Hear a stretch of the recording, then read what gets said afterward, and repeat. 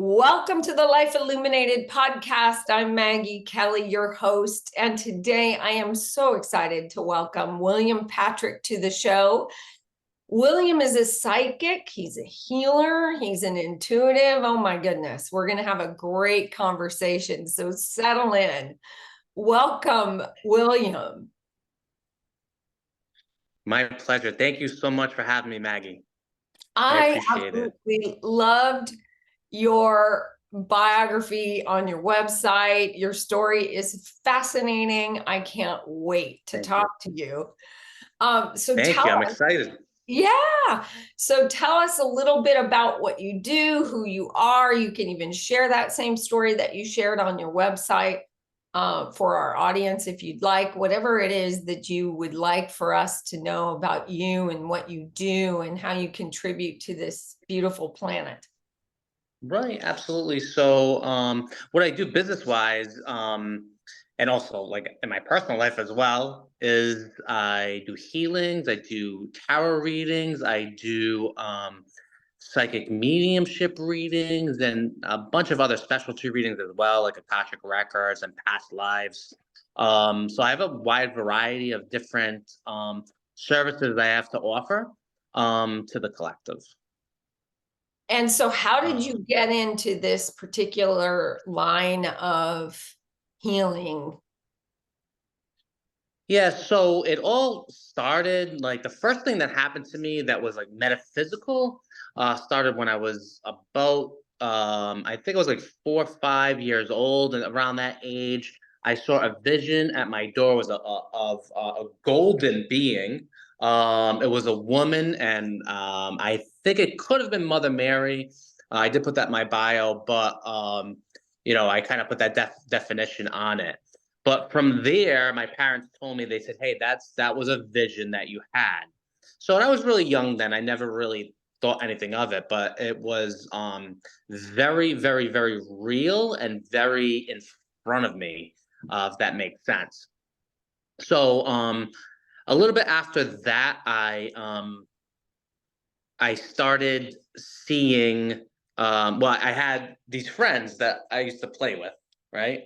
So mind you, I was an only child, and I used to like He-Man and Skeletor. So I used to play, and I had the castle. So I used to play with He-Man and Skeletor, but I had these other friends that would play with me, and they used to actually come out, literally come out of the TV and play with me. So I remember telling my mom about these friends I had, and she goes, "Oh no, those are imaginary friends." And I remember, I must have been 7, but I remember this clearly. She was very nervous, and I could hear from my bedroom, I can hear them talking about it. I remember that very vividly. They were a little nervous about that. So when they said they're imaginary friends, they kind of went away.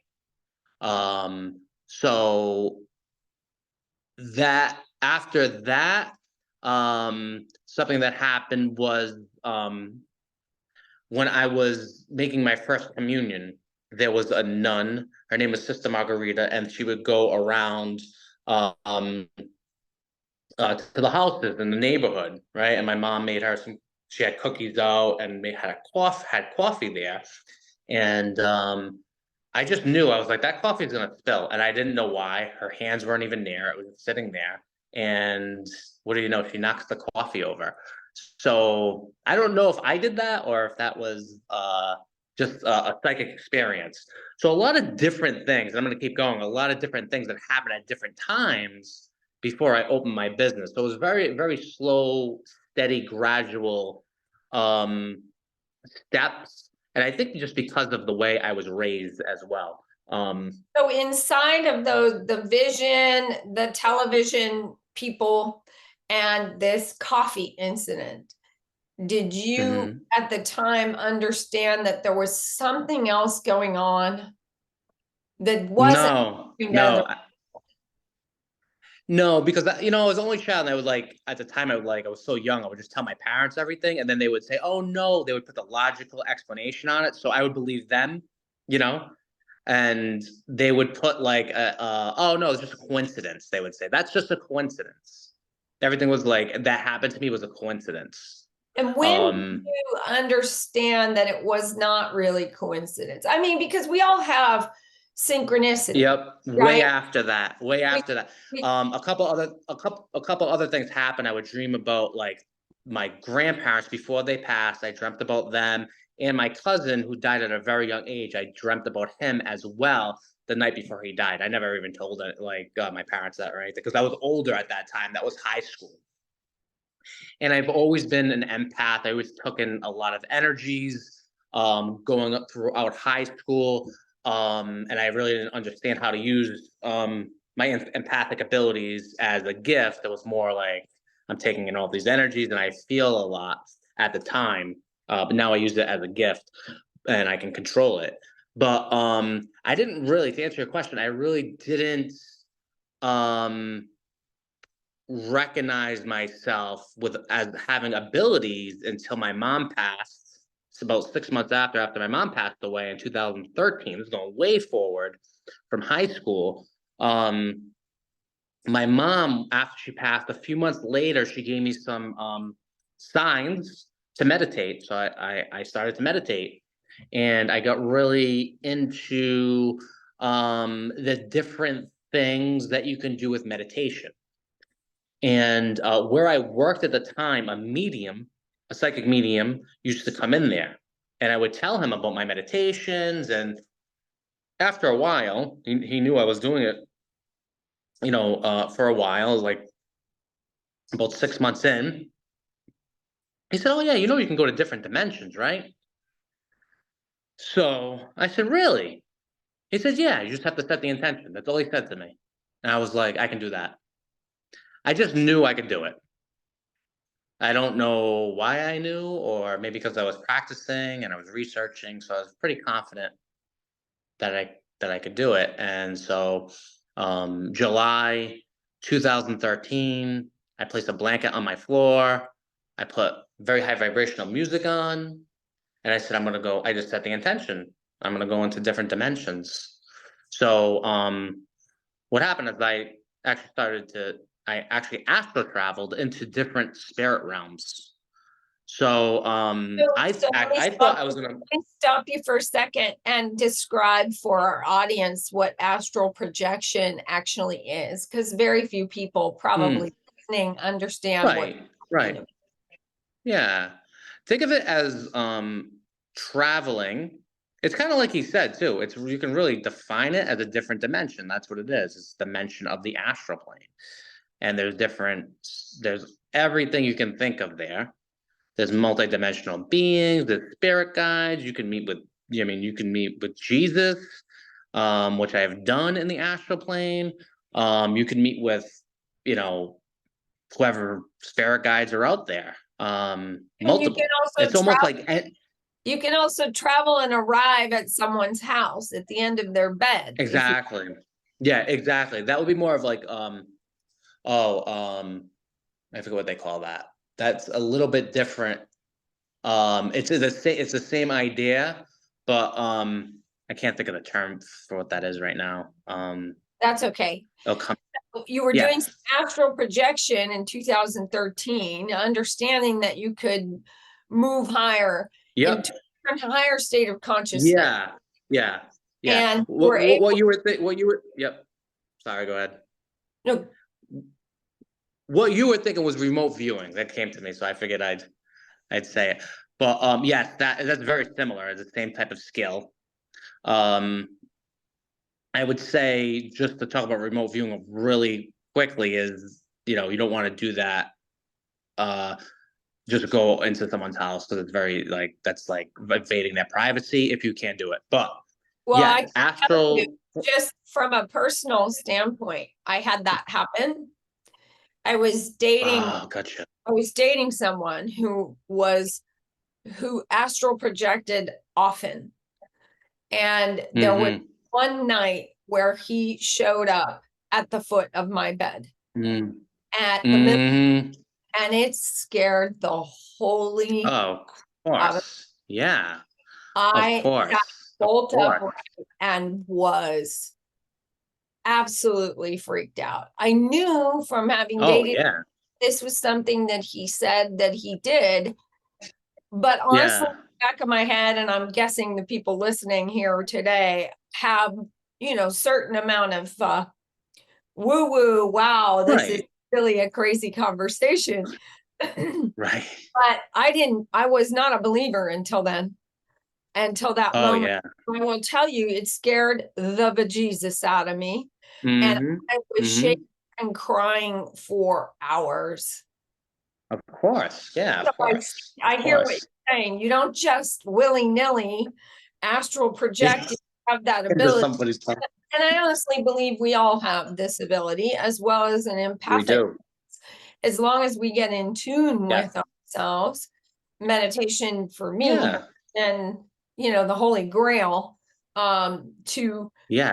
have me key in more keenly to my intuitive self. I'm also an empath and have learned over the years how to not take in everyone's energy. For a very long time, Mm-hmm. very difficult time getting on an airplane, because every time I got on an airplane, all I could feel was people's sadness and people's anger. So I either Mm. got anger or I got sadness. And Mm-hmm. I'm in this aluminum box or titanium box for however Yeah. many hours it Yeah. was. And I would get off the plane and no kidding, I would be shaking or I'd be Yeah. crying because I had Right. absorbed so much of mostly the sadness, but also the anger. Yeah. And for a good 2 years, I didn't travel by plane on Mm. purpose. Yeah. Because, and then Yeah. when I first started my coaching practice, I'm a meditation teacher, as you know, and I combine meditation with coaching. When I first started, I remember a Yeah. particular client, and I'll tell you, when he walked up the path, I just got overwhelmed with dread and darkness. Mm. And Mm. he Mm. left, I would have to go take a bath and a nap. And Mm. I realized Mm-hmm. either but two things. One, I needed to get better about protecting myself. But second, Right. that I could not work with this person anymore. Mm-hmm. I just Yeah. couldn't. Yeah.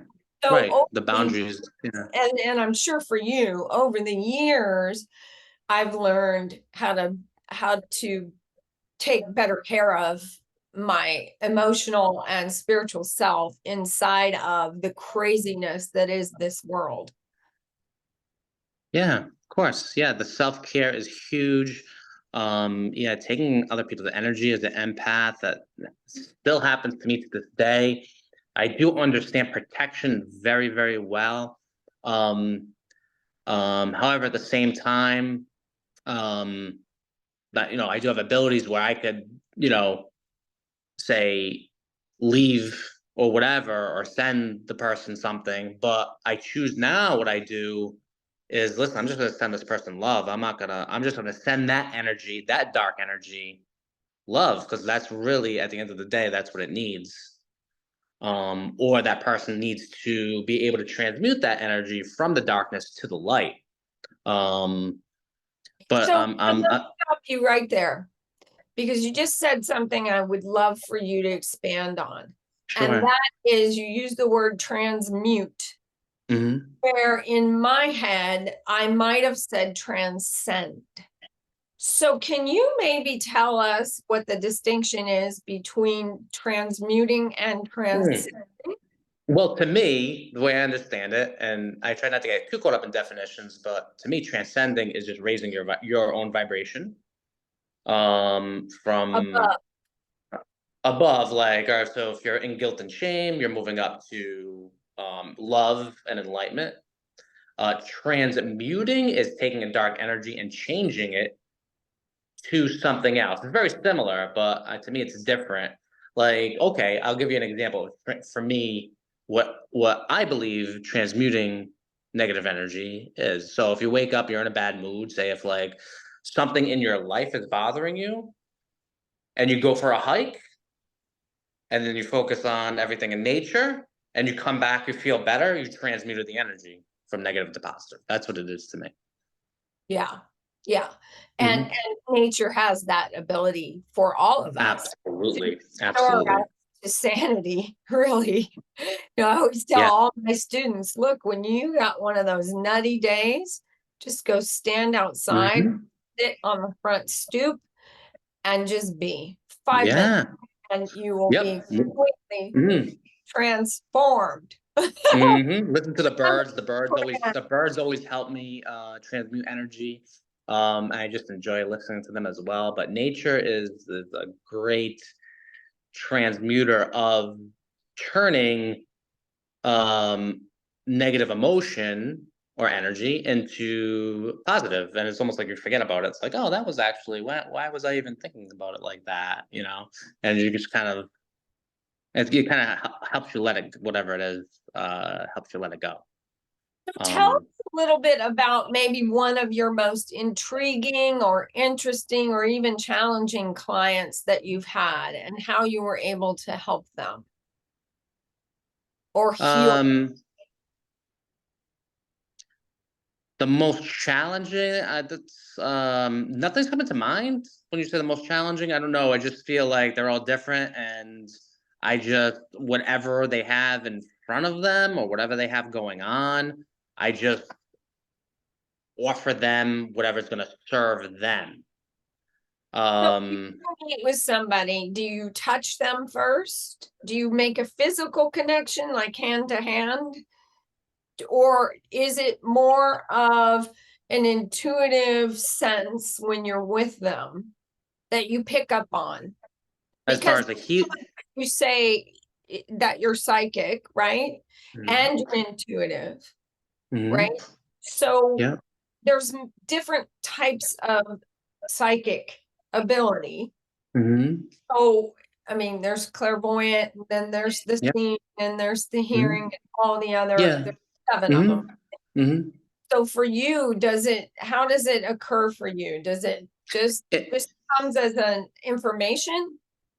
in a reading, it will come to me. I'm very, very clairvoyant, so I see pictures through my third eye, um, and they usually spell it out for me. So I'll see a yes, a no, an answer, and I can see the words. Basically, is what they do.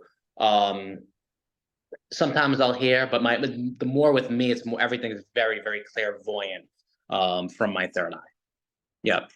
Where I feel things too, obviously, as an empath. But as far as hearing, I do hear as well, but not as much. I did ask my guide to, with the ringing in the ears, to program that in a certain way where if my ears ring, it's a yes. If they don't ring, it's a no. And they did that for me. So um, that's something else that I do as well. Yep. So just So sitting, yes, more clairvoyant. yeah, yeah, yeah. Hmm? So sitting here just face to face with me, are you picking anything up, or do you have to be with me in person? I don't have to be with you in person, but no, I'm not reading you right now to answer your question. I don't, like, I put it on and off. Like, I'm not Okay. always reading people because of that, Okay. Yeah, because that Yeah. would be my I'm like, next question. How does this particular ability interfere with your life? Or have you gotten to a place where you're able to really compartmentalize and, like you said, turn it on, um, turn it off? I'm able to turn it off and turn it on because I was originally trained as a medium, and that was part of my training to have office hours. So yes, I'm turning it on and off when I want to. Oh, that's really neat. Yeah, So and that will go. That will actually go back into my original, like what we were talking about, like where we were as far as like astral traveling. If you don't mind, I like to get back to that because I feel like we didn't finish that story.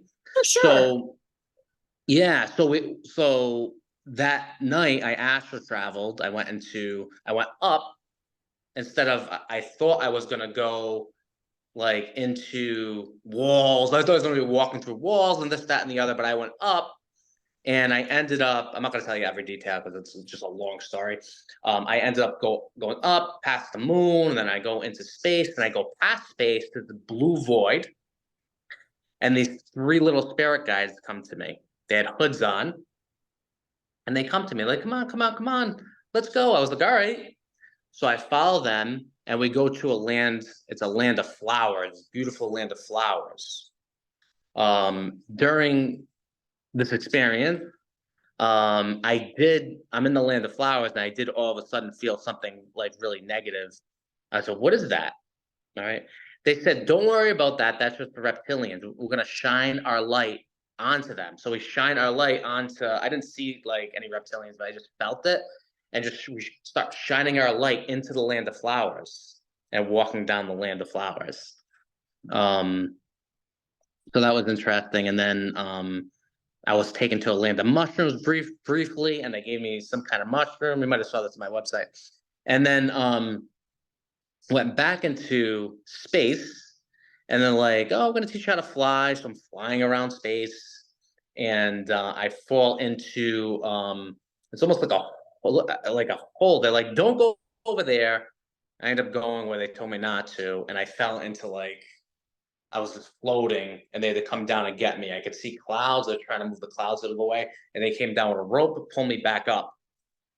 And after that, they're like, come on, come on. And there's these golden hoverboards.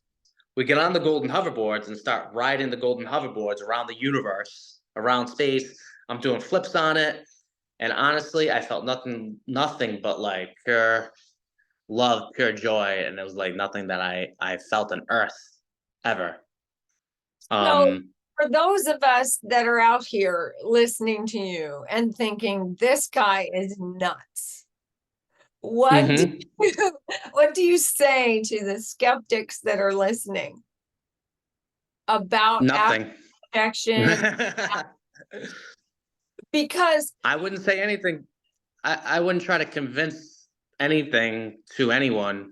no, not in terms of convincing, but in terms of all of our ability to reach a higher state of consciousness, even in this lifetime, just as you have, to transport ourselves to different states of consciousness and safely return. And I mean, I would say if they're listening to your show, they probably have some sort of belief.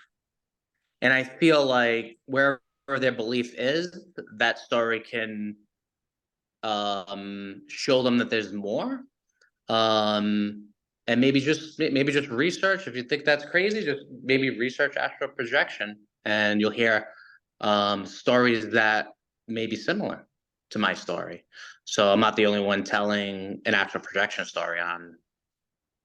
No, and do you think that in order to be able to astral project, that you us, the common us, you need to have some kind of deep spiritual practice, or that we can all do this if we set the proper intention and have the faith and the trust that this is possible, and we will come back perfectly safe and sound?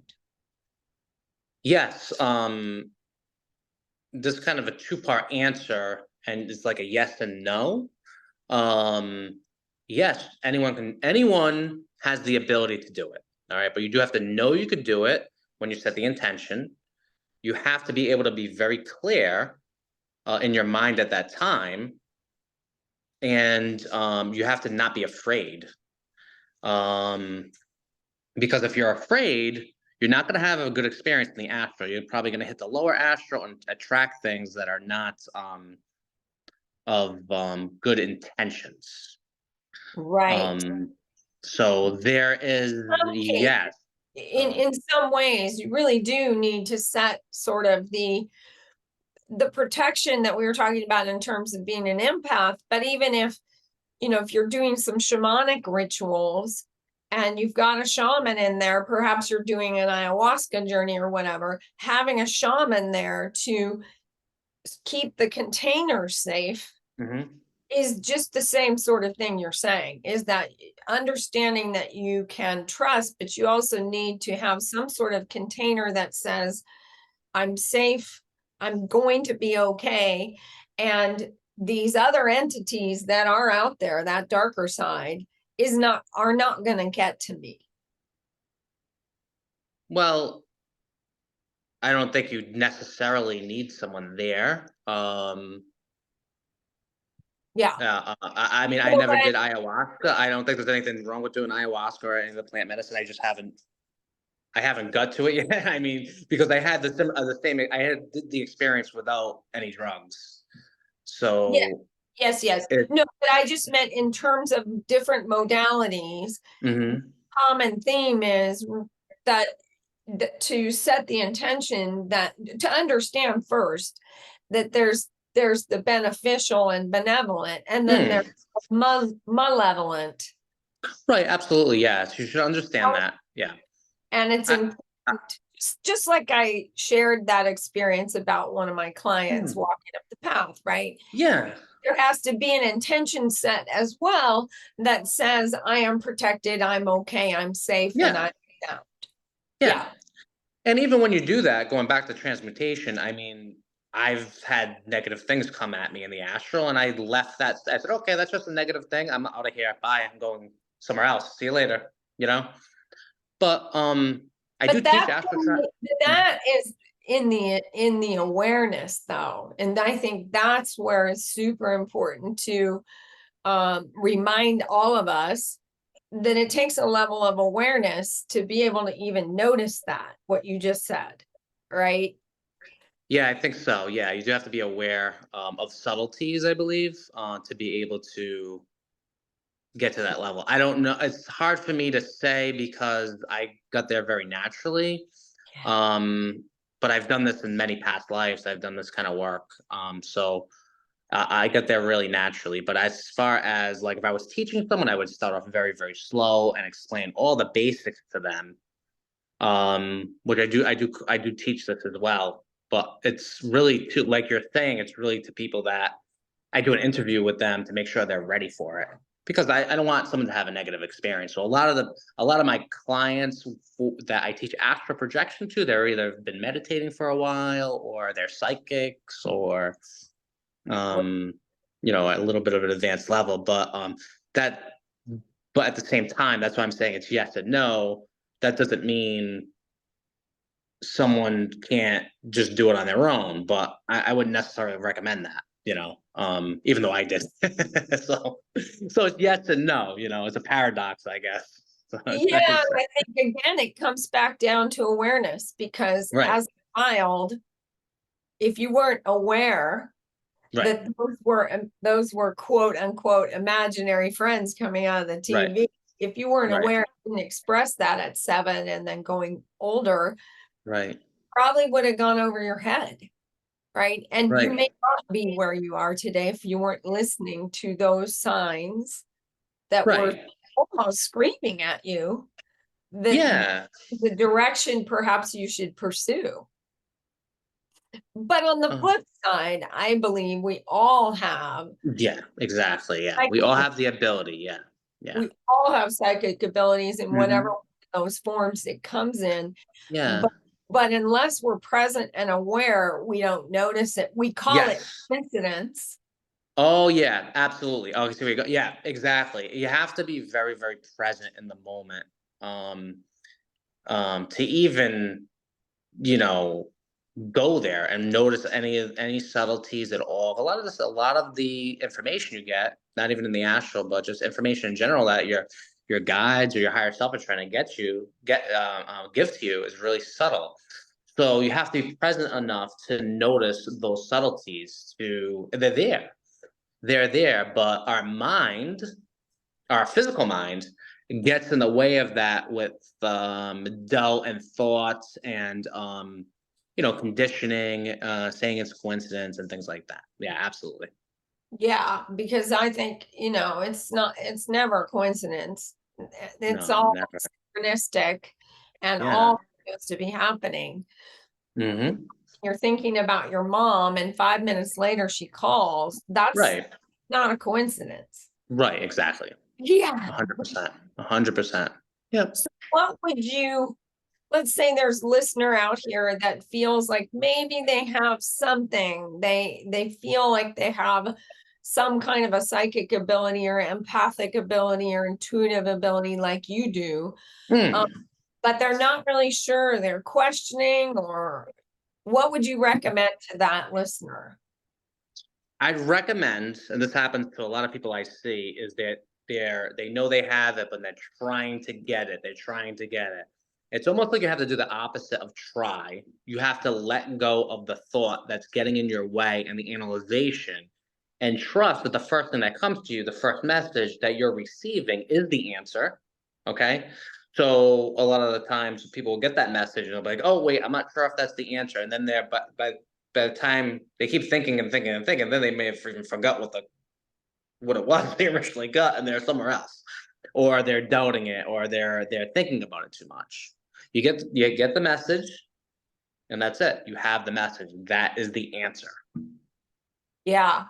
So not to question your intuition, basically. Would you call that Correct. intuition? Yes. Mhm. Yeah. Yeah.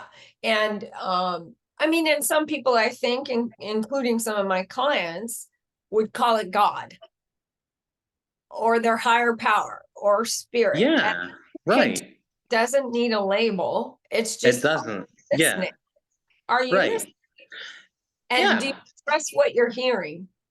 Exactly. I mean, the way I understand it, it's all coming from God. It's all coming down from God or source, coming down to the over soul, and then the soul, and then to the higher stuff, and then to us. But you don't necessarily need to.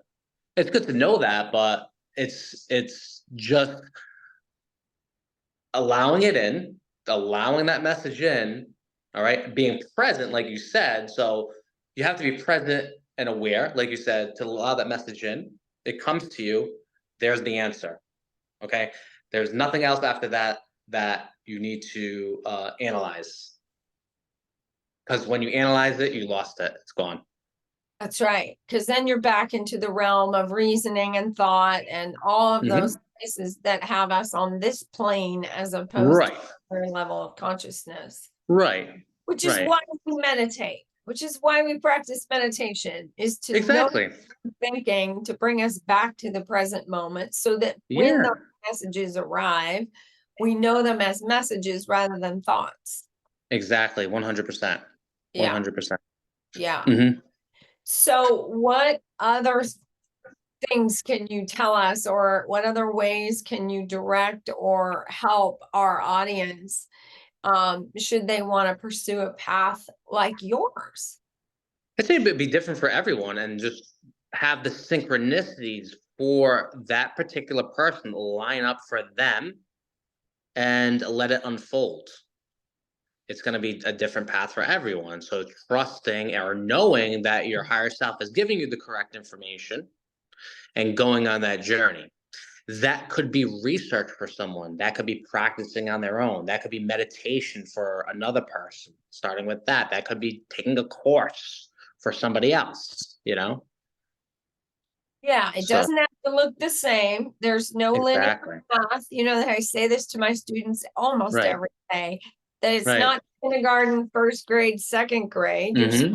path is never linear, and you Hmm. wouldn't want it to be. And Correct. you never want an end point, because Right. that would be the linear approach as well. Right. And it never ends.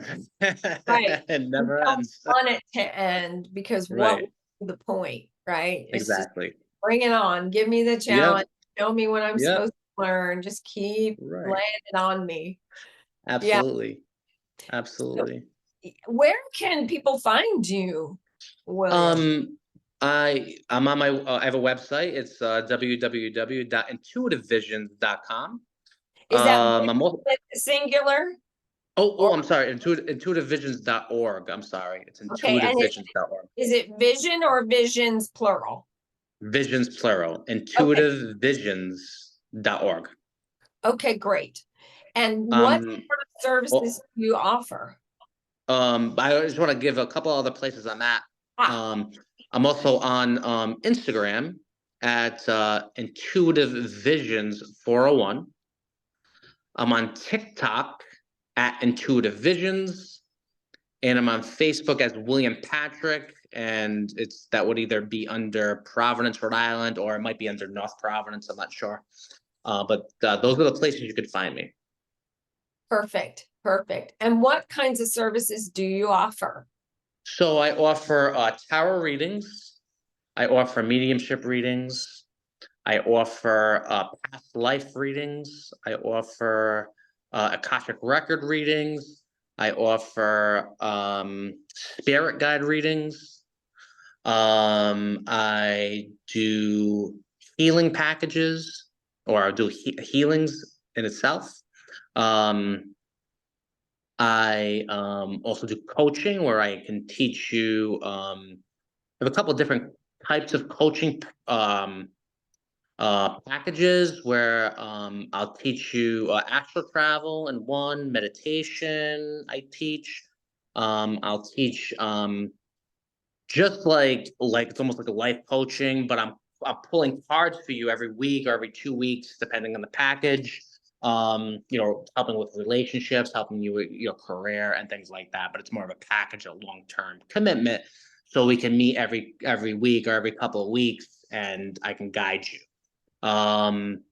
That's about it. I do have a small group of clients. I'm not taking any more right now for Kundalini Yoga, and also meditation. I think I said that. Well, that's wonderful. Do you have any parting advice or things you'd like to say to our audience before we end? Yeah, I would just say what's coming to me now is just realize there's a lot more out there than we were taught in this 3D reality, in our conditioning from school, from whatever it may be, church or religion or whatever that box looks like for you. There's so much outside of it, and there's so many multi dimensions to reality as well as ourselves. Nice. And with that, we want to thank you for being with us today on the Life Illuminated podcast. And I hope we get to see you again at some Awesome. point in the future.